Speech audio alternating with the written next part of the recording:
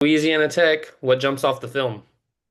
I mean, they have quite a few returners, especially with their starting lineup, with some of their top scorers.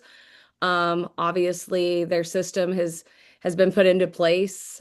She's been there for a while and does a phenomenal job with her team. And Coach Brooks, she played there, and now she's coaching, and she's been there for a while. So they're just, they're veterans, and they do what they do, and they do it well. For your team, that's a lot of new pieces that got put together. Do you like playing it right off the bat, a team that's kind of got that cohesion already to just test where y'all are at? Or is it something you'd rather, see down the road? I mean, ideally, if you could see something like that down the road, but that's the only way we're going to get better is to play some of the top teams in some other conferences in order to see where we're at and what we need to do, and hopefully help us to gel quicker and help our chemistry and our camaraderie come together at a higher rate. Do you and Coach Brooke know each other at all, or is this going to be kind of the first time? Yeah, my sister was a true freshman when Brooke was a senior. My sister actually played at La Tech for 1 year, so it's kind of an odd connection, but we actually do have a connection. Gotcha. I want to ask specifically about Bradley, their guard. What you think she does well? I mean, everything.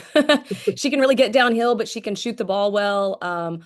Obviously, I think she's aggressive, and she does a good job of taking, in my opinion, really good shots for her. And they're always trying to find ways to get her the ball and shots where she can score and make things happen. Last thing for me right now is just after you've had a chance to kind of review the exhibition tape a little bit, anything stand out?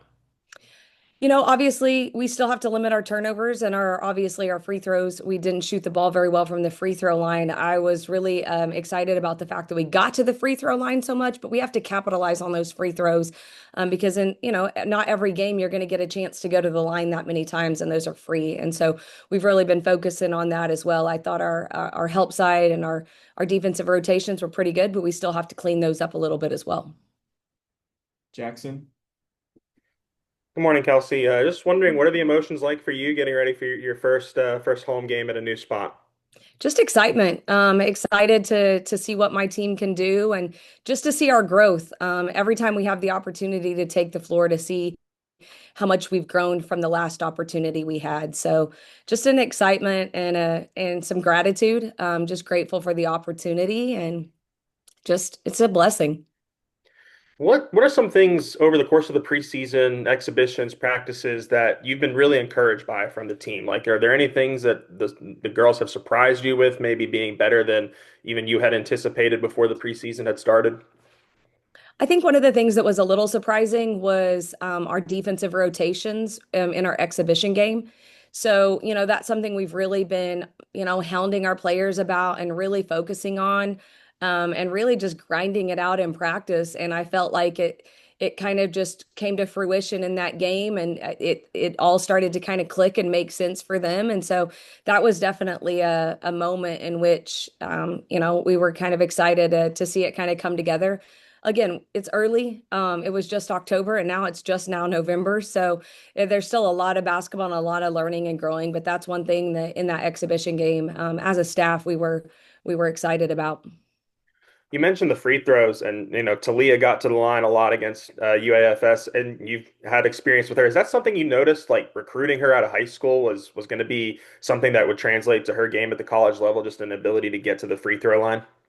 Absolutely. I mean, she can get to the rim, but she can score it at the rim, but she can also shoot it and shoot it off the line. So she's such a three-level scorer, and she's dynamic with the basketball, and she is one of the best free throw shooters. So for her to be able to get to the line and do what she does, this is her third season to play for me, and she's, in my opinion, just gets better and better every year that I have the opportunity to coach her.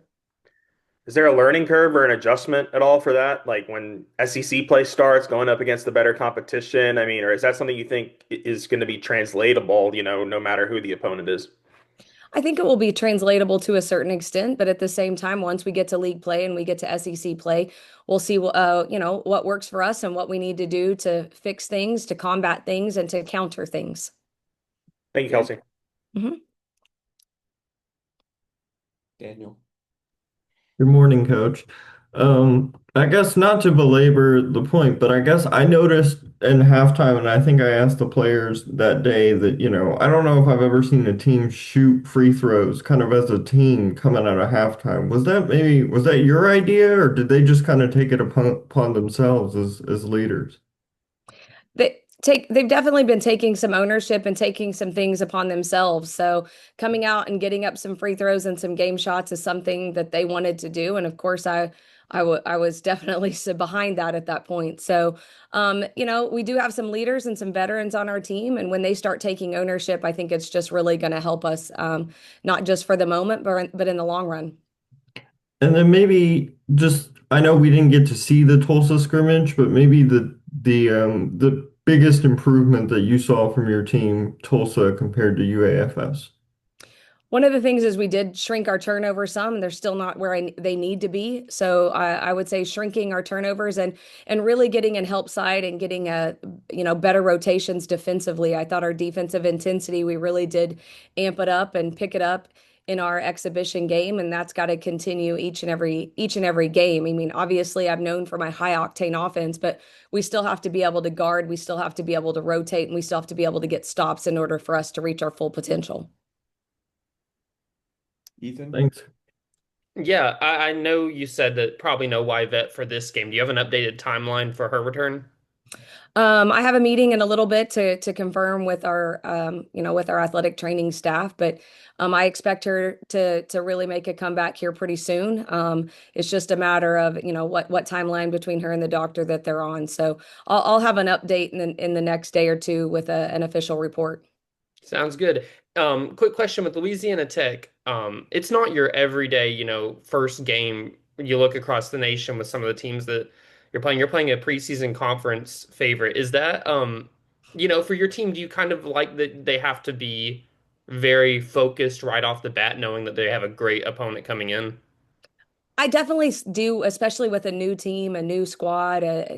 Everyone's new and everything's new right now for us. So to help us really hone in and be, extremely focused is going to be necessary because that's what it's going to take to be able to compete in the SEC. So I think starting off like that is just going to help us and help us to really hone in. And we have to have the mental aspect and ready for whoever we're going to play, but playing La Tech out the gate is going to be a huge challenge for us, but a huge opportunity.